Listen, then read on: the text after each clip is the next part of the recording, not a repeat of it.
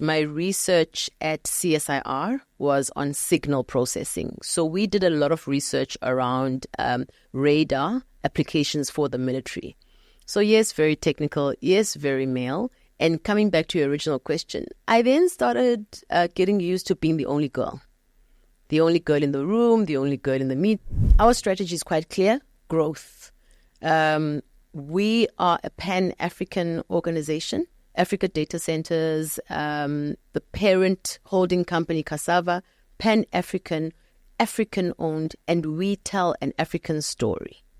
That of growth, that of expansion into new markets. In 2024, if you're entering the technology or IT space, you are a change maker. You are the change. So as a change agent, you will not get your flowers today.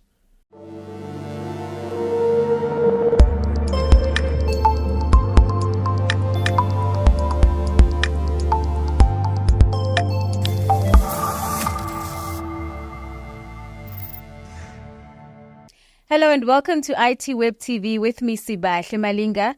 Thank you so much for inviting us into your space for the next 30 minutes or so. This month, we profile South African women who play an important role in the local ICT sector and who are doing their part to help actively transform the sector. In the digital economy, technology has become quite an intrinsic part of everyday life. And this month, we profile some of the women who are at the forefront of digital transformation. That's through their role in development of new technologies that are crucial to the fourth industrial revolution. Wabo Majavu is one of those women. She is the Executive of Strategy and Business Operations at Africa Data Centers. And we know too well that promoting gender parity in the tech sector is crucial because when it comes to female representation, the numbers are just far from satisfactory, with only 13% of South Africa's STEM graduates being women. That's according to the World Economic Forum's 2023 Gender Parity Report. Now, this, of course, has resulted in a dramatically low number of women working in the STEM fields, as well as a lack of female representation in key leadership positions. So today, we are going to be asking the question, is this changing, and is this changing at a fast enough pace? We'll find out from today's guest, and we'll also be discussing the importance of succession planning in encouraging gender and race transformation in the workplace. Wabo, you've got some tough questions coming your way, but it's nothing you can't handle. Well, it is great to have you here. So let's just start off by getting a brief overview of your professional background and how your journey landed you in your current position as one of the underrepresented women in the tech field. Sure, and thank you for having me. Unrepresented. Let me start there when I tell my story. First of all, I come from a family of girls. I've got 3 sisters, raised by my mom, very close to my aunt, and I went to a girls' school. So the girl force, girl energy behind me is quite strong. I first moved, or at least went into a co-ed when I was already in grade 11. And that was my first time. That was my first time engaging on a daily basis. On a daily basis. At school. It was foreign. And so that cultural shift, and definitely from a social interaction, I think that was my first encounter. Moving on into the space university. So the story that I always tell is first year of engineering of any kind, be it mechanical, electrical. There are more girls than you'll find in the second, third, and fourth year. So the numbers start to dwindle. Keep dropping with each year. And there's one thing that I think, if we want to start addressing it, because remember, messaging is very key. What you will hear from engineers that, if I give away the year, I'll give away my age, right? But typically the head of engineering would say, look to your left, look to your right. One of you won't be here in 5 years' time. Oh, my word. So it is expected. Anyway. And what is the reasons? So the reason is, remember, so it's all about tenacity. What you put in is what you get out. So the engineering field is pitched at the art of impossible. Wow. Now, psychologically, obviously, there's barriers there and there's conditioning there. Anyway, so moving along, so let me tell you, I was one of the ones that dropped out. So look to the left, I'm the one on the left that dropped out. Spent a year not working, freelancing, and then got a scholarship to then study engineering in Malaysia. So moved abroad, and I think what saved me or maybe carved the way for my career is I then went into a university, which was an engineering university. So you don't have marketing, you don't have your BCom, all your other academic sectors in the space that look like they're having more fun than we are. It was purely engineering and IT. And so there was everybody's expected to perform. Everybody is, and for me, that culture cultivated, because remember now you have a melting pot of different African countries, Asian countries, including obviously Malaysian, Chinese, Indonesian. And everybody comes there to do what they're supposed to do. So there's more focus? So there's more focus. Did you enjoy it? I did enjoy it. I certainly enjoyed the shopping. There's more focus, but also there isn't that undertone of we expect you to fail. That is what, because you're a woman. And a black woman. And you're a black woman. Because remember now, like I say, the cultural diversity of that particular university, technology patronage in Malaysia, it just brings you from different corners of the world. So by virtue of being here, you are the exception. And so you excel. My first job was at CSIR. I was in research, and so that's how I started in academia. I then did my master's through Wits University, and I think that's where I got the AI bug. My supervisor was Professor Marwala, and so he would have dinner with his students every month or so. And really... So you were in the hands of the cream of the crop. So I was quite lucky, I must say. They say, you work hard and then you start getting lucky. And so I think I started getting lucky.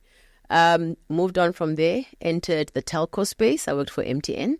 And I worked as a radio engineer, radio planning and optimization. So if you look at the radio network, what that is the base stations where your phone signal then transmits to, your... Isn't that very technical? It is extremely technical. So what got me in was my research at CSIR was on signal processing. So we did a lot of research around radar applications for the military. So yes, very technical, yes, very male. And coming back to your original question, I then started getting used to being the only girl. The only girl in the room, the only girl in the meeting, the only girl in the... worked at MTN. But what I left out, which I think I would like to speak to, is my internship. So Petronas then gives you 6 months to go do your internship, and then you come back and you complete the degree. I did my internship at Petro SA in Mossel Bay. So that's a petrochemical plant. And if petrochemical plants, by nature of being mechanical and physical, it is dominated by males. And so I worked with the power electronics team. So as a power electronics intern, you then walk around with this toolbox. The toolbox has got, absolutely everything that you're going to need when you climb a mast to be able to repair the antenna. Now, the toolbox is very heavy. And as a woman physically, I found that to be a challenge. But because I've operated around men long enough, I started being able to use that to my advantage. So I would never carry my own toolbox. Oh. The perks of being women in a male-dominated a woman in a male-dominated industry. And the reason I tell this story is just so that we take problems and we try to flip them into an opportunity that gives us the advantage. Because that's what been your reason to leave. If that's where your mind was. Absolutely. I mean, try climbing a 20-meter mast with a heavy toolbox. It's not going to happen. So I was at MTN, and then my first senior leadership role was at Centec, This was at a time where Centec was rolling out DTT, the digital terrestrial television. Yeah. I headed up network management systems, so the monitoring of the network. I then moved into the head of product, looking at our go-to-market. And the media and content distribution space is such an exciting space right now, by the way. I then later worked for Intelsat, a global satellite provider. And here I am today, strategy. And let me tell you the funny thing about strategy. I think one of the first books I ever read about strategy was The Art of War. And it probably has taken me 20 years to understand some of those key learnings, practically what it means, especially when we deal with difficult issues around change, transformation and balance. Well, perhaps let's just get a brief overview and, of what your role entails as the Executive of Strategy and Business Operations at Africa Data Centers. Sure. I'll start with the strategy part. Our strategy is quite clear: growth. We are a pan-African organization. Africa Data Centers, the parent holding company Cassava, pan-African, African-owned, and we tell an African story. That of growth, that of expansion into new markets.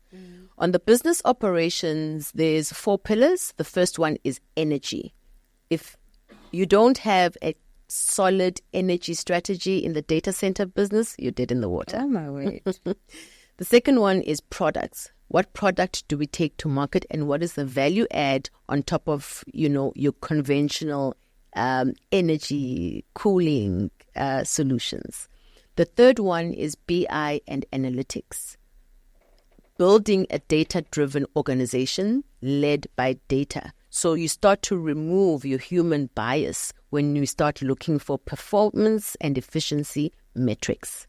The fourth pillar is then service delivery, which is once we receive an order from a customer, for that server to go live, there's connectivity backbone, there is power, there is what we call either purpose-built or fit-out, which is basically racking and stacking. Very interesting. Hey, you make it sound so easy, but of course we know that it's nowhere near being as easy as how you put it. But when you talk about removing the human bias, my naughty mind wants to actually talk about how you could possibly play an important role in helping some people out there to remove the biases that are associated with the male-dominated industry that you find yourself in. Let's talk about what have been some of the challenges and opportunities of being in the industry. You spoke earlier on about how you initially dropped out, and I can imagine there were factors that contributed to that. Maybe let's talk about the challenges, because we know that there are infinite opportunities out there. Sure. One of the challenges that I can speak to earlier on is, I think we underestimate how big a jump it is to leave high school and enter university. It's a big, it's like going from a small, safe pond into the ocean. There's currents socially, there's layers, there's self-discovery, because remember, you are 18, 19. It is tough. That jump is not as seamless, and so your support structure, it is really important. For me, the biggest challenge was, I'll be honest, the people that I found myself probably gravitating towards, meaning my friends, people who understood me, they were all studying BCom. The engineering space was a lonely space for me. And just to give us an idea, in your class, how many females did you have? And also just an average number of total students in the class? Sure. So in a class of about 200, there were 3 females. So that, of course, is the entire faculty.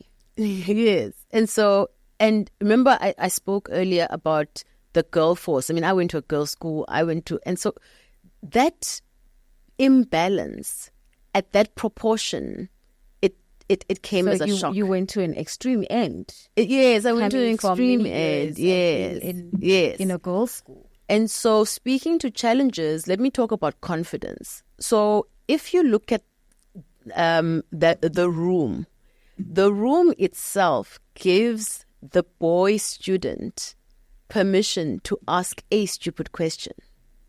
If you're the minority and you put your hand up because you really do have a question, so I used to sit at the back.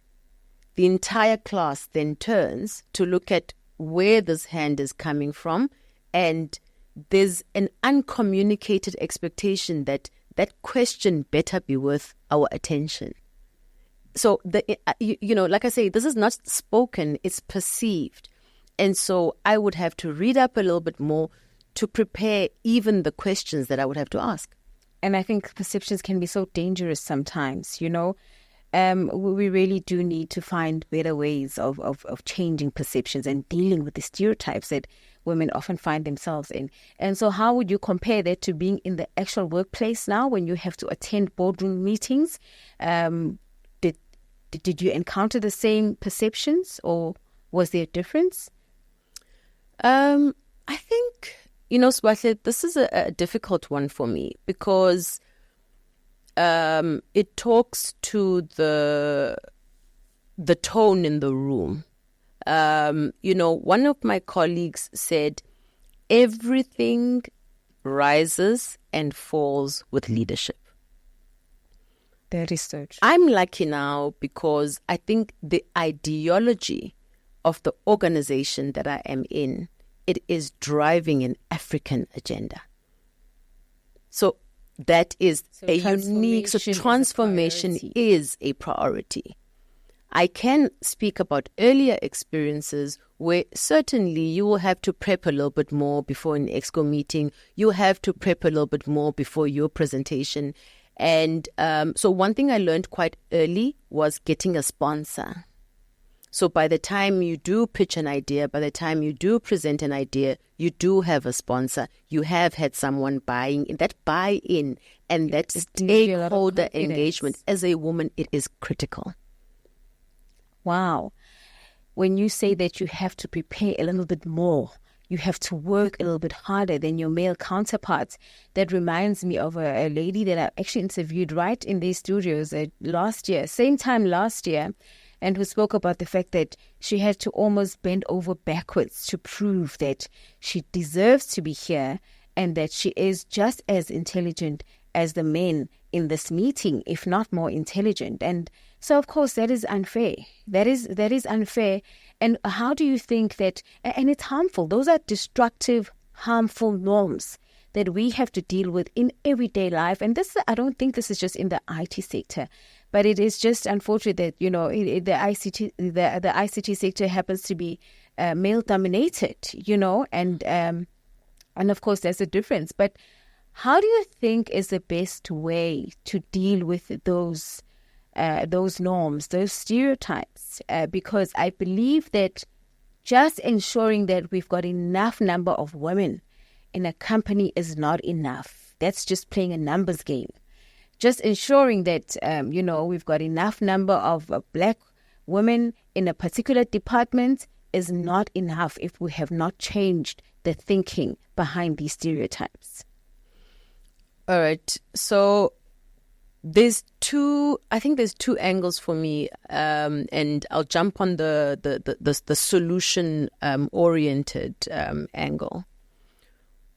When we talk about young women in the workplace and we look at the progression metrics that we use, they can be deceiving.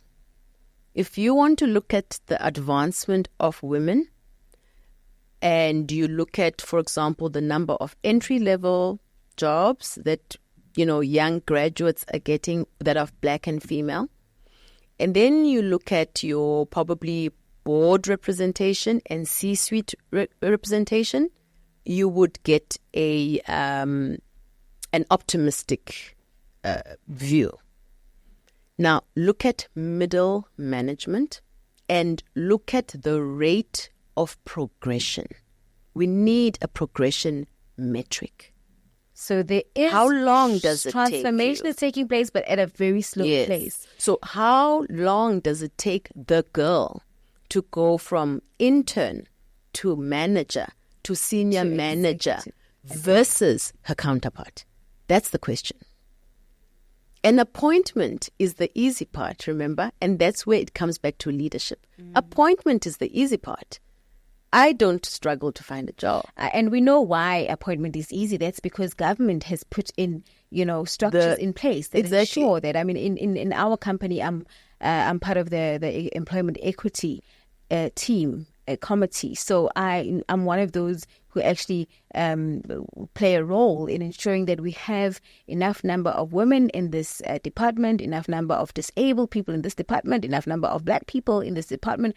So in most cases where you see companies doing that, it's because they're compelled to. Exactly.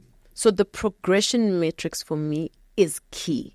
That is where the source of truth will start to come out. So you're saying there is an improvement in the number of young women coming into the field, taking STEM subjects and doing STEM-related courses at university. Are we seeing an improvement there? So we're seeing an improvement there. So on succession planning and on the progression, that's one measurement, okay? Mm-hmm. But then let's come back to that jump, because remember, that's where things break. When you transition, the transition from a student to an intern. And I will talk about the IT space. The first challenge that a young woman will have is, maybe if you'll allow me to reverse a bit, when I matriculate, the decision to go to varsity is dependent on my financial situation. And then in extreme cases, the stories that I've heard, because I spend a lot of time with our interns, stories that I've heard is my grandmother then had to sell a piece of land for me to be able to go to university. Because we are putting pressure on the girl child to grow up quickly to be able to provide for the family.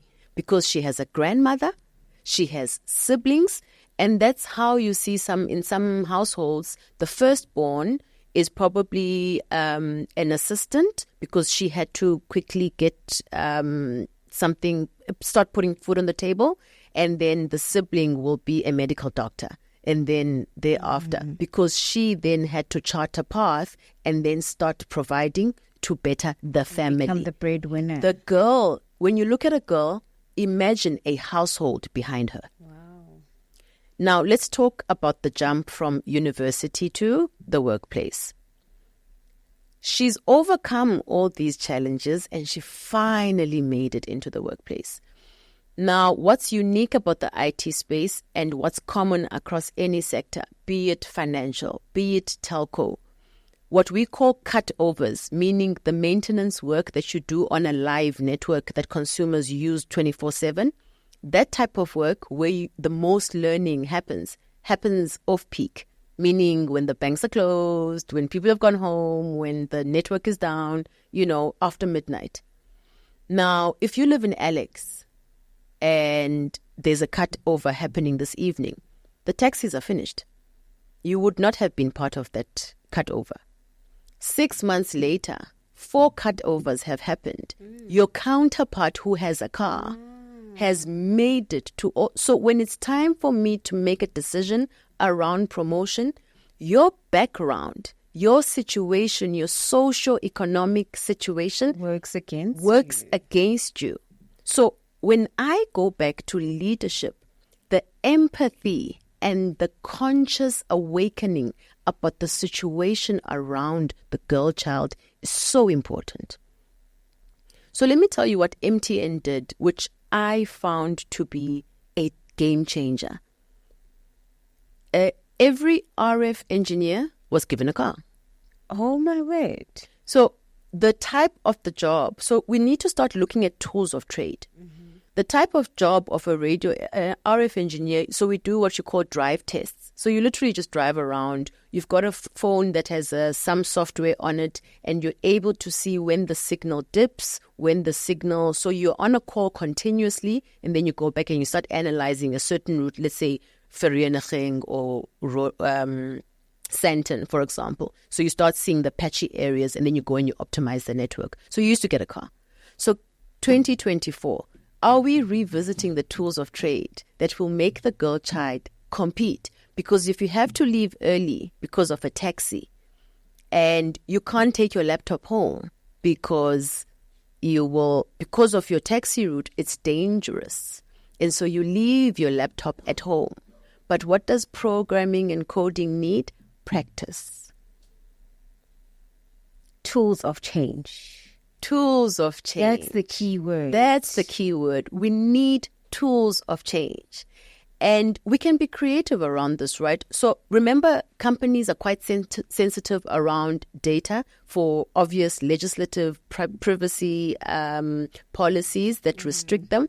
But what we can start creating, which we do, is dummy data sets. So put dummy data sets, put it on a hard drive. I give you a spare laptop so that you don't have to move around with a laptop. When you get home, you've got data sets to start learning how to train data models. Wow. So what kind of tools of change and support do you think that is required to enable women to move quickly up the ladder? As you said, there is quite a slowing growth in certain phases within, as you climb the corporate ladder.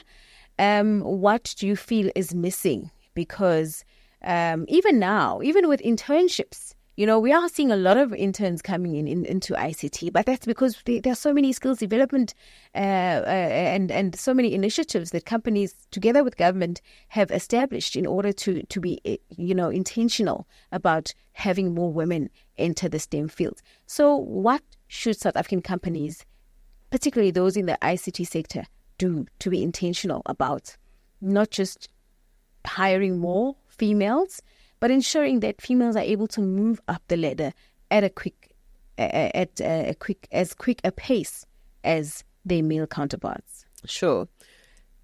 Tools of change, I quite like that term. It has a ring to it. So the first one is transportation.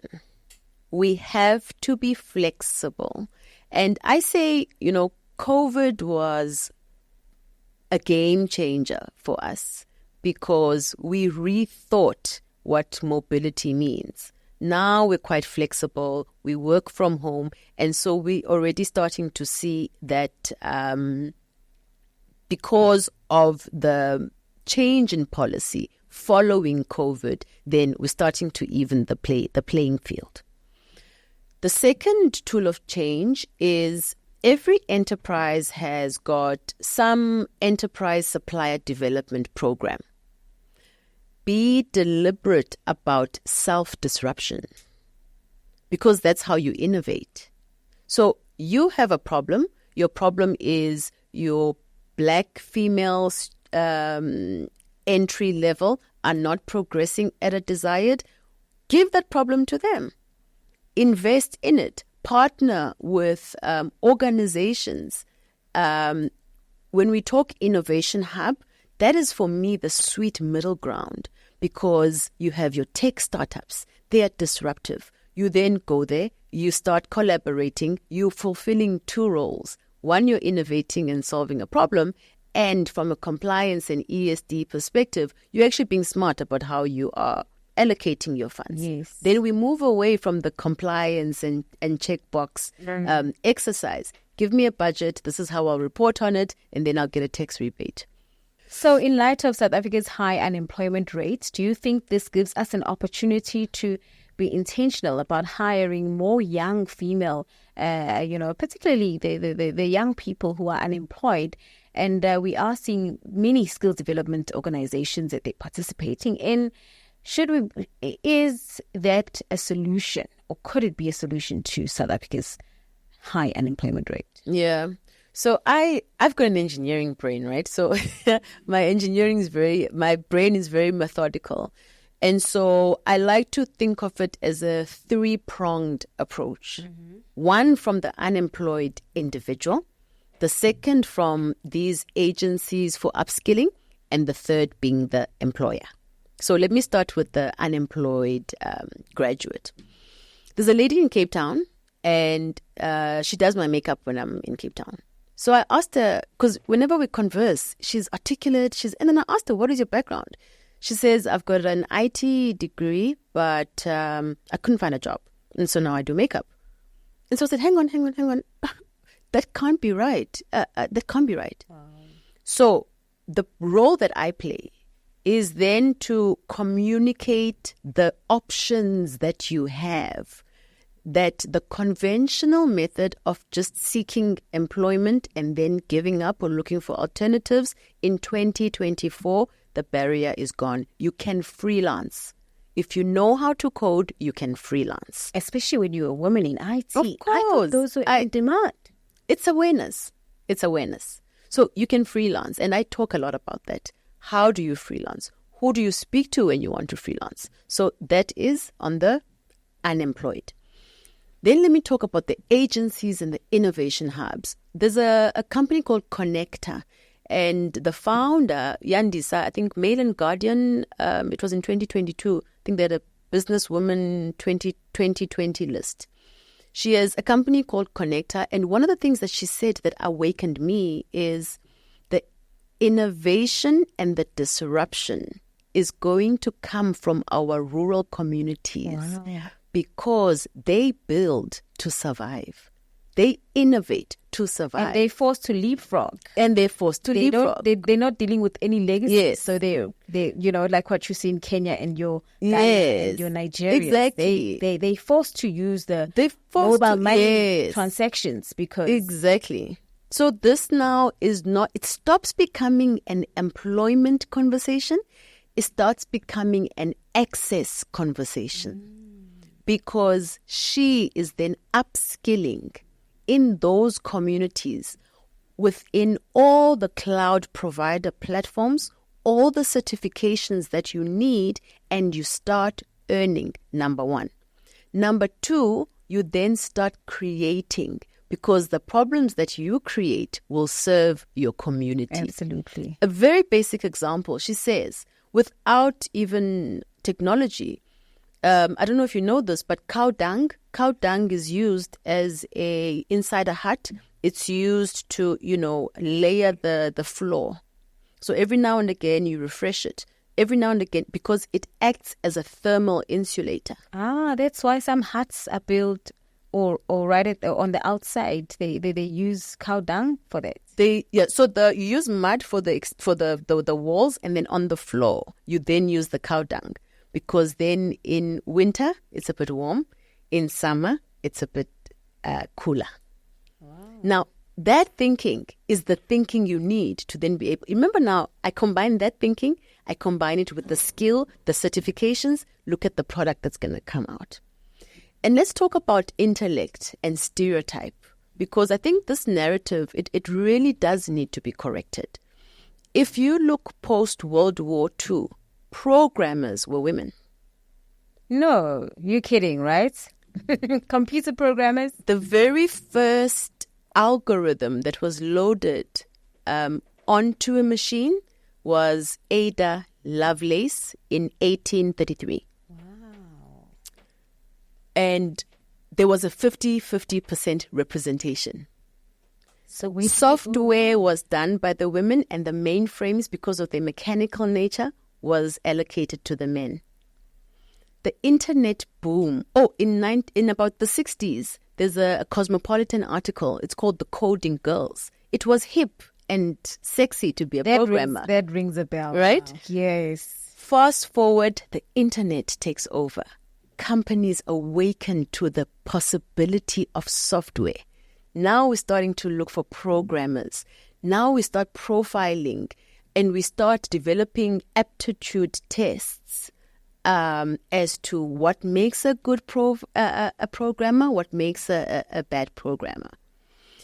Then there was a study that was done by Dallas Perry, where he took 1,400 engineers. He's a psychologist.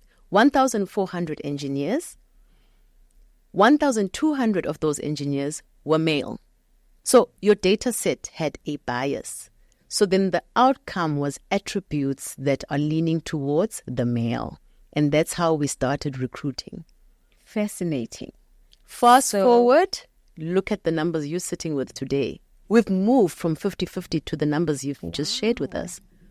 To 13% in South Africa, at least in the STEM industry. And those numbers are dismal. So let's talk now about, you've touched on very important solutions and some of the things that we could do better as corporates, as enterprises. And I think one thing that you said as well was talking about that organization that's creating a pipeline for women, even in cloud computing, which I feel, we need to see more of. How much, you say there are pockets of improvements in gender representation within the ICT sector, but are we seeing enough women entering the cloud industries? Are we seeing enough women entering in the data center industry? Are we seeing enough women coming into those industries? The answer is no. And I'll go back to the deceiving progress metrics that we look at. When we look at the sector and women representativity, what we then have an opportunity to look at is what are the core functions of that organization. So your more technical fields, mechanical, electrical, BI, analytics, and ring fence that and then start monitoring that. Because once you start mixing those numbers with the supporting skewed functions, your conventional functions like your finance, your marketing, your what's another, HR, right? So once you start looking at that in its entirety, the numbers will be skewed. Look at what the drivers are in terms of skills and then match that to your metrics and then tie that back to succession planning and tools of change. Well, I think the education, the role that is played by education is quite a big one. And perhaps that's also where we need to talk a bit about the number of women. When you spoke about how that young girl in the rural areas who has a grandmother taking care of her, my question then would be, does that grandmother actually encourage her to enter the STEM fields? Or is that grandmother from the rural area more likely to say, why don't you become a nurse or even a teacher? Could that perhaps be part of the problem? That is part of the problem. And for me, it boils down to language. I have to be able to communicate to my grandmother in a language she will understand. And that language is not English. So do we have data sets that are of a native language that empower us to communicate to our parents what it is we want to do? I remember when I was studying, and my mom used to ask every single time I used to go home, she'd ask me, Wabo, just explain to me again exactly what is it that you do. Wow. So we don't have the language. Translation, that is not a technical skill. No, it's not. So there's an opportunity. We're talking about opportunities. We're talking about solution. Translation. We can start at the bare minimum because now we're going to talk, what can the organization do? What can the government do today?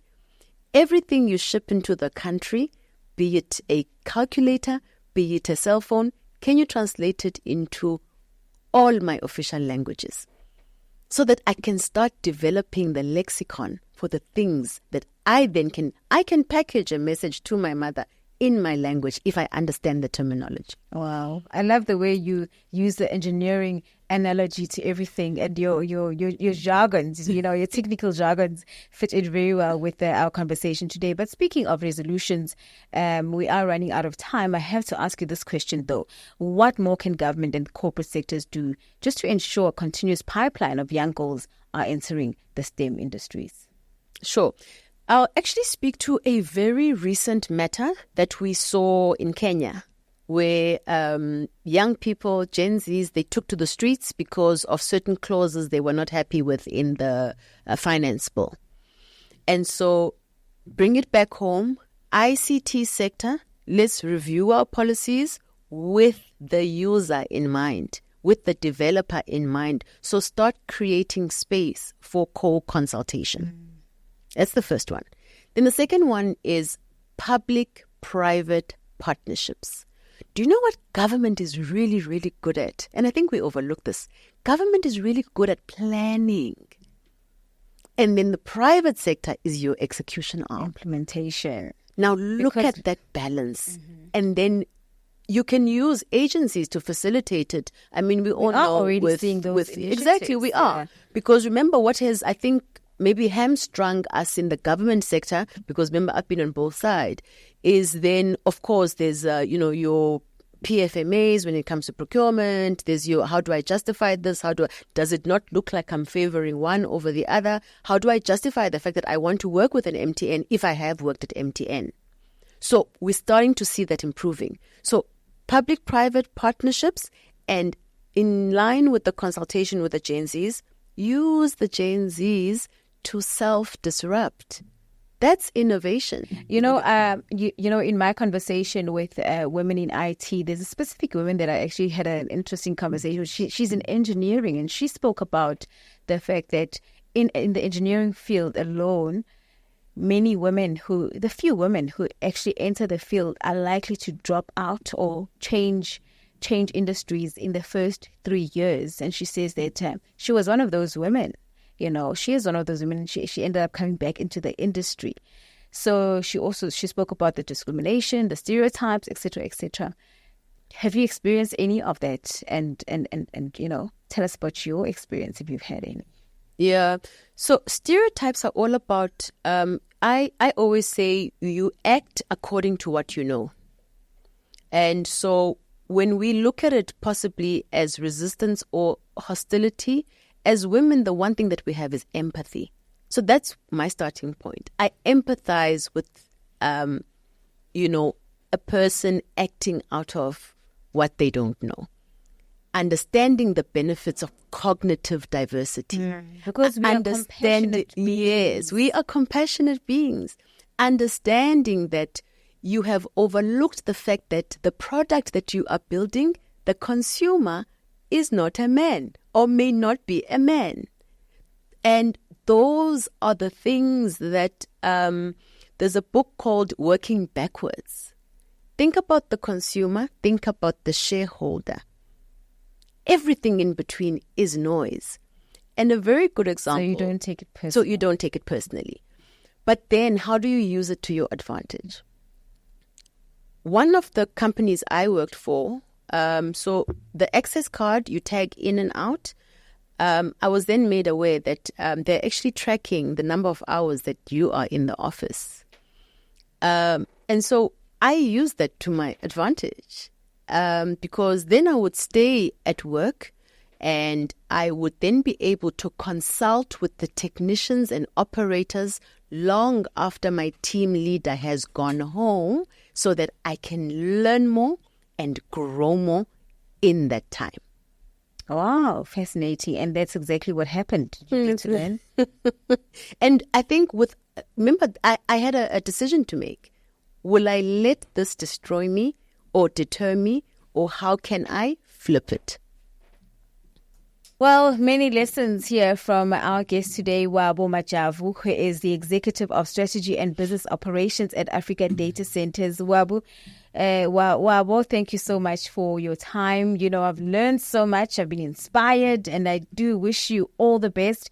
But perhaps as a parting shot to many women who have just entered the industry, let's just say maybe who are in internship or the early stages of their career, and some of them may be discouraged, what word of advice do you have for them? Sure. So I'll say two things as words of encouragement.